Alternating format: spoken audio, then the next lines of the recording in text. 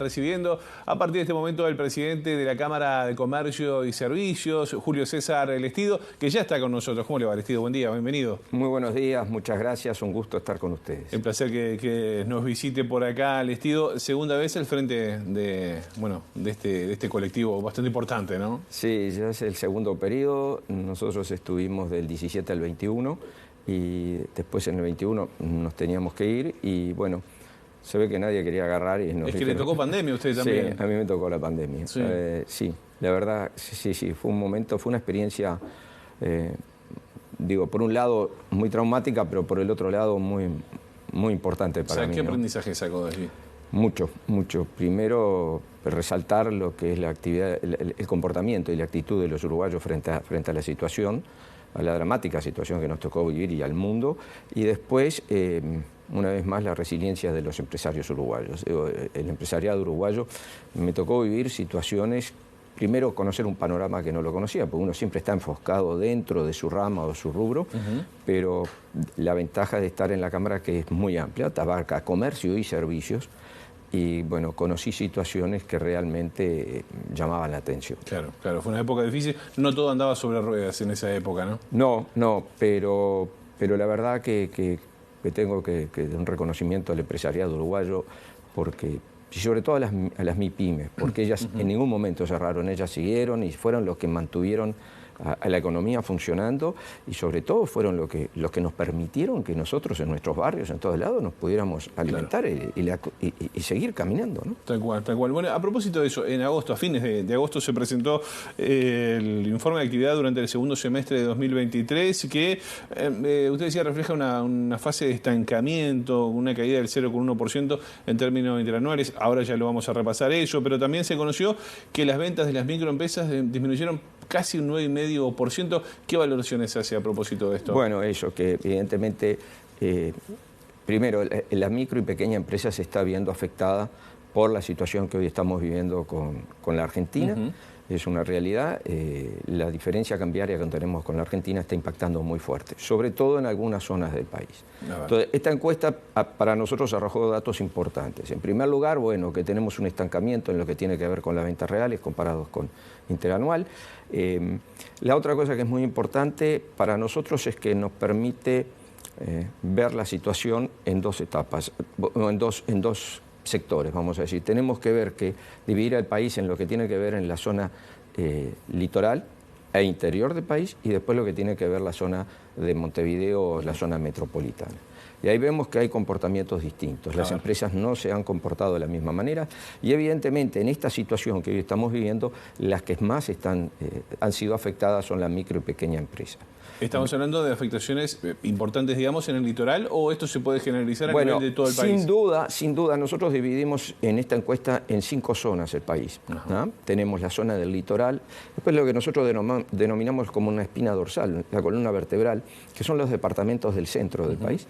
Tenemos la zona del noroeste, la zona de la costa, que podría ser tanto los departamentos de Rocha, Maldonado, por supuesto, y después tenemos la zona metropolitana, la zona de Montevideo. Si vemos esas 5 zonas, donde notamos una caída importante entre el 6 y el 7% de las ventas es en la zona del litoral. Evidentemente la zona fronteriza con la Argentina está siendo sumamente afectada, pero también empezamos a darnos cuenta que esa situación que estamos viviendo hoy con la Argentina no solamente ya ha caído sobre los departamentos limítrofes, sino que también ya empieza o ha empezado ya hace unos meses a afectar todo el resto del país. Se está esparciendo de alguna manera. Sí. Lamentablemente está pasando eso, es una realidad. A ver, tomemos un ejemplo. Simplemente tomemos el fin de semana del 24 y 25 de agosto. Sí. Aproximadamente, creo que fueron entre 118.000 o 120.000 ciudadanos uruguayos que cruzamos a la Argentina por el fin de semana. Entonces, ahí encontramos que ya hay un tema. Fíjese que son 120.000 uruguayos que ese fin de semana, y no solamente el fin de semana, sino la semana previa y la semana siguiente, no consumieron en el país. O no consumieron en gran medida, porque evidentemente algunas compras de alimentos van a tener que seguir consumiendo, pero también fueron a comprar alimentos. Pero el grueso quedó del otro lado. El grueso está del otro lado. Hagamos simplemente una estimación por familia de las que fueron, de esas 120.000, mínimo $500. Claro. Tenemos $500. Si hacemos la cifra, y estamos hablando de 60, 65 millones de dólares que se fueron. Estamos hablando de mucha plata allí. ¿En qué rubros se ve más afectada la Bueno, allí? es muy variado, pero los rubros que han venido, diríamos, el trimestre anterior y también ahora, hay algunos que han sufrido alguna variación que me voy a detener en ellos, pero sí. Vamos a hablar, respondiendo a su pregunta, le voy a decir que, por ejemplo, todo lo que tiene que ver con materiales de construcción, pinturería, ferreterías, lo que tiene que ver con confiterías y restaurantes, eso todavía no ha levantado, pero está pegando fuerte. Papelería y artículos de oficina ha pegado muy fuerte. Ajá. También, muy fuerte. Eso ya hace 2 trimestres que no viene levantando. Tenemos otros rubros que, por ejemplo, lo que fue un buen trimestre, el primer trimestre para lo que tiene que ver agencias de viaje, donde encontramos que hubo un crecimiento relativamente interesante. Ya en este segundo trimestre vemos una caída de un 10%. O sea, estamos viendo que hay otros rubros que sí que se han mantenido y han crecido, por ejemplo, alrededor de un 6%. ¿Hubo crecimiento en algunos? Sí, hoteles. Sí. Notamos en el segundo semestre en hoteles que hubo un crecimiento, en lo que tiene que ver en deportes, en lo que tiene que ver con, bueno, algo que me compete, la venta de automóviles y la venta de repuestos de automóviles. Eso ha mantenido un crecimiento. Pero vemos 2 cosas. Primero, hoy podemos tener bien diferenciado que las empresas en el interior se han comportado de una manera distinta a las que se comportaron en la zona metropolitana. Ajá. Eso por un lado. También estamos viendo que hay una variación en algunos rubros. Nosotros en la encuesta que acabamos de hacer se encuestaron 20 rubros, 16 no tuvieron crecimiento a sus ventas, o más bien tuvieron una disminución de sus ventas. Mucho, ¿no? Sí. Solamente 4 tuvieron aproximadamente, que fue lo que acabo de mencionar, sí, un crecimiento. Entonces estamos viendo 2 cosas. Primero, las empresas, por empresas vemos que hay una sensible, o está afectando mucho esto a las micro y pequeñas empresas, y nos damos cuenta que también, como ya les dije, a nivel regional, en distintas zonas del país el comportamiento es distinto. Claro. Es interesante, en la zona del medio del país hay un crecimiento. Ajá. Es un crecimiento moderado, pero hay un crecimiento. ¿En qué rubros y a qué se debe eso? No, los rubros, bueno, yo creo que también ahí puede estar influenciando la segunda planta de claro, PM. Hay un movimiento. Nosotros notamos en la columna vertebral del país un pequeño crecimiento. Y vemos una disminución en la zona costera y también en la zona del noroeste del país. Ahí está. También nos estamos viendo afectados no solamente del lado argentino, sino también por el lado brasilero. También. En menor cuantía, pero sí tenemos. Claro, la diferencia es otra. Sí. La diferencia es otra. El despido, a propósito de las afectaciones que se dan en el marco de esta diferencia abismal, cambiaria con Argentina, pensando en los consejos de salarios que ya se empieza a visorar de alguna manera, ¿cómo se para la Cámara de Comercio? ¿Cuáles son las expectativas? Digo, porque esto también trae, ¿no?, cuestiones laborales que pueden complejizar la negociación. Bueno, yo creo que primero nosotros recién estamos comenzando las negociaciones de salario. Como usted sabe, nosotros lo que tiene que ver con comercio y servicios, la Cámara es prácticamente la que maneja la mayor cantidad de grupos de consejos de salarios. Estamos empezando las negociaciones.